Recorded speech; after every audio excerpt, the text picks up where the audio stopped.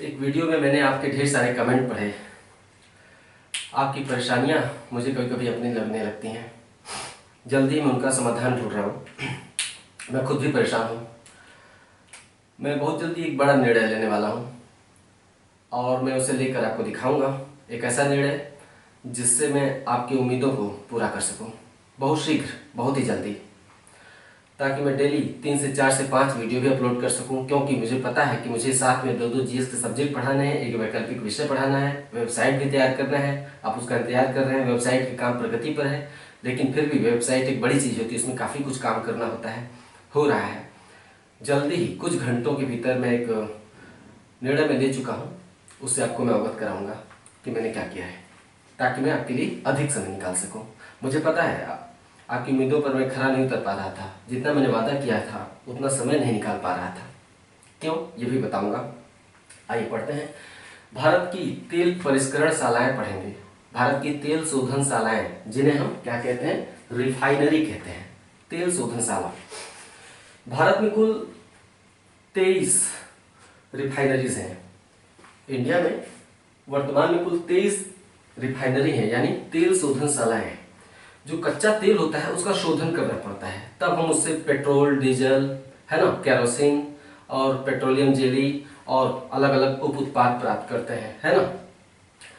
तो उसका शोधन करने के लिए रिफाइनरीज स्थापित की जाती हैं।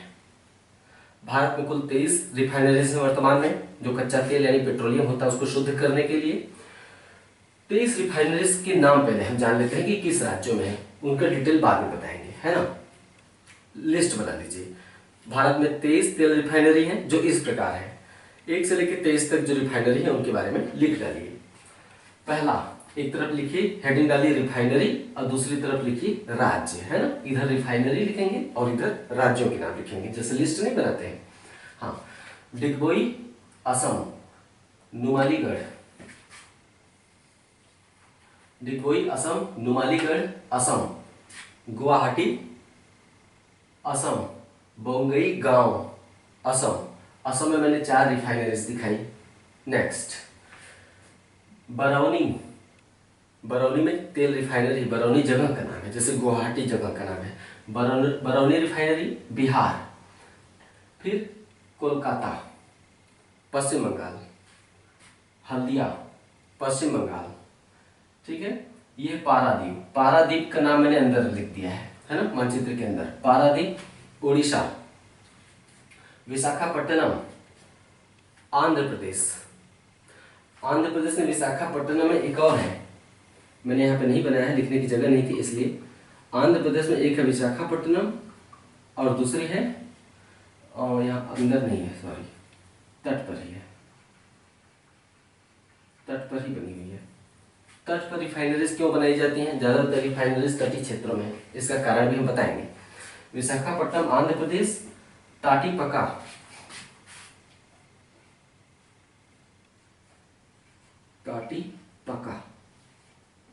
है ना, टाटीपका ये है आंध्र प्रदेश। ये मैप भी आप बना लीजिएगा, और जैसे मैंने इंगित किया है ना, रेखाएं खींच खींच कर, वैसे आप अच्छे से दिखा लीजिएगा, याद करने में सुविधा रहती है।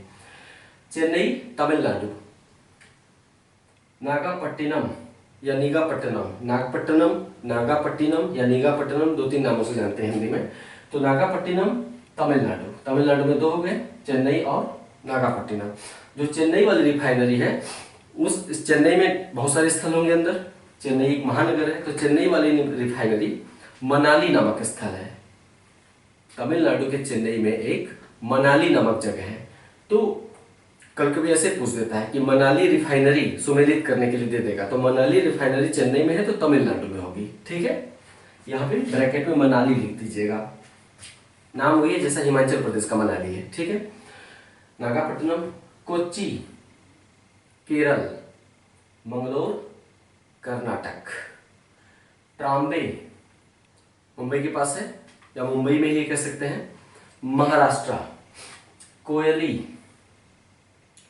कोयली जो रिफाइनरी है गुजरात में है। गुजरात में 3 क्षेत्र में दिखा है, कोयली गुजरात, जामनगर गुजरात, वादीनार गुजरात। किस कंपनी की है वो मैं बाद में बताऊंगा, फिलहाल स्थलों के नाम लिख लीजिए। जामनगर रिफाइनरी गुजरात, वादीनार रिफाइनरी गुजरात और कोयली रिफाइनरी गुजरात। इसके बाद मथुरा रिफाइनरी यूपी, पंजाब में दो हैं, भटिंडा रिफाइनरी और पानीपत रिफाइनरी, ये दोनों पंजाब में है। एक है आंध्र प्रदेश के बीना में, सॉरी मध्य प्रदेश के बीना में, यहाँ पे मध्य प्रदेश के बीना में भी एक रिफाइनरी, नाम मैंने नहीं लिखा यहाँ पे, लिख लीजिए मध्य बीना रिफाइनरी, इधर लिखिए मध्य प्रदेश, जैसे लिस्ट बना रहे हैं ना, इधर लिखिए बीना, इधर मध्य प्रदेश। ठीक है, टोटल 23 रिफाइनरीज हैं। जामनगर में 2 हैं, जामनगर में रिफाइनरीज की संख्या कितनी है? 2 है। इसको मिलाकर आप गिनेंगे तो कुल 23 रिफाइनरी हो जाएगी। जामनगर में 2 है। अब आइए देखते हैं, जो 23 तेल रिफाइनरी है उनमें से 18 सार्वजनिक क्षेत्र में है, पब्लिक सेक्टर मतलब सरकार के नियंत्रण में है।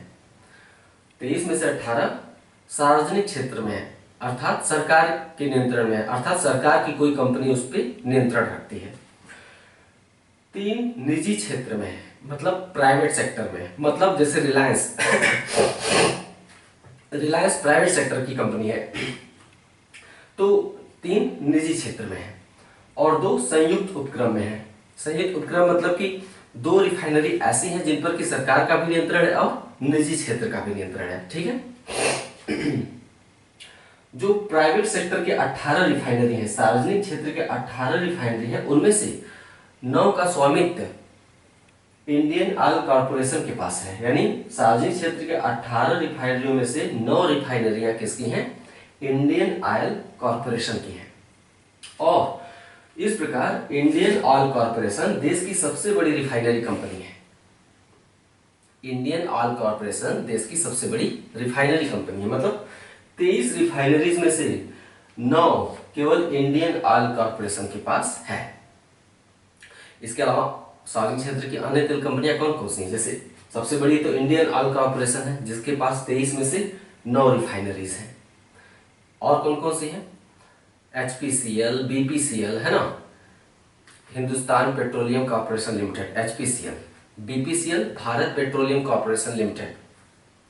ये तेल का शोधन भी करती हैं और इनकी पेट्रोल एजेंसीज भी होती हैं, टंकियां भी होती हैं, है ना।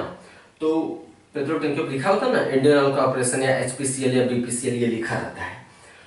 तो इंडियन ऑयल कॉर्पोरेशन देश की सबसे बड़ी कंपनी है। नेक्स्ट, प्राइवेट सेक्टर की जो 3 रिफाइनरीज हैं, निजी क्षेत्र की जो 3 रिफाइनरीज हैं, उनमें से 2 RIL अर्थात रिलायंस इंडस्ट्रीज लिमिटेड की हैं। रिलायंस इंडस्ट्रीज लिमिटेड, 3 में से 2 RIL की है और एक SRI लिमिटेड की है, SRI लिमिटेड की है। ठीक है।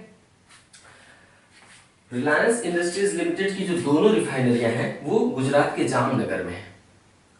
इसकी दोनों रिफाइनरी गुजरात के जामनगर में है और SR की जो रिफाइनरी है वो गुजरात के वादीनार में है।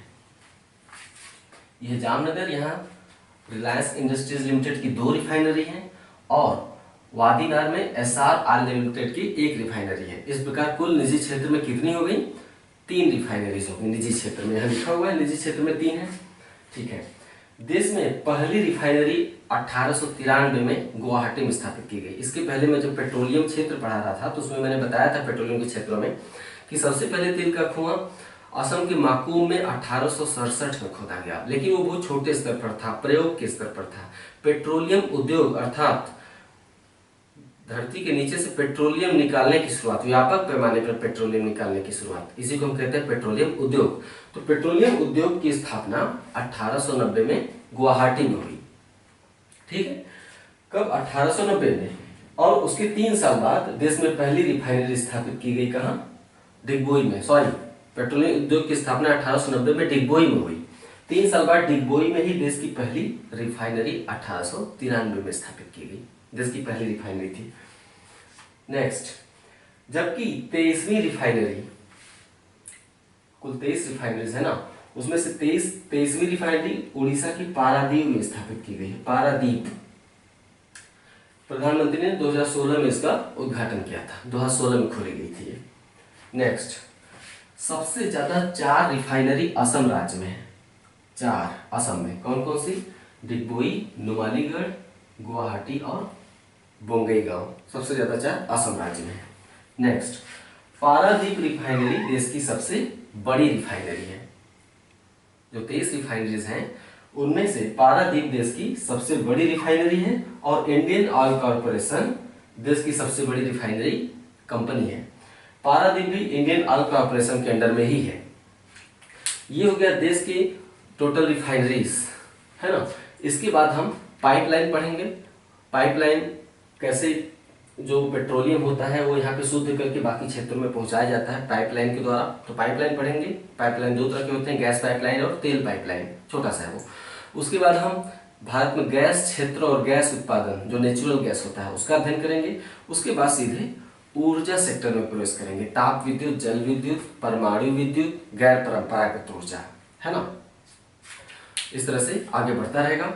हाँ, मैंने जो वीडियो स्टार्टिंग में जो बात बताई कि मैंने एक बड़ा निर्णय लिया है, उससे शीघ्र ही आपको अवगत कराऊंगा। आपकी सारी समस्याएं जो मेरे से शिकायतें हैं वो बहुत जल्द ही दूर होंगी और मैंने डिसीजन ले लिया है। बहुत से कारणों से मुझे समय नहीं मिल रहा था। समय को निकालने के लिए मैंने एक निर्णय लिया, उससे आपको शीघ्र ही अवगत कराऊंगा। नमस्कार।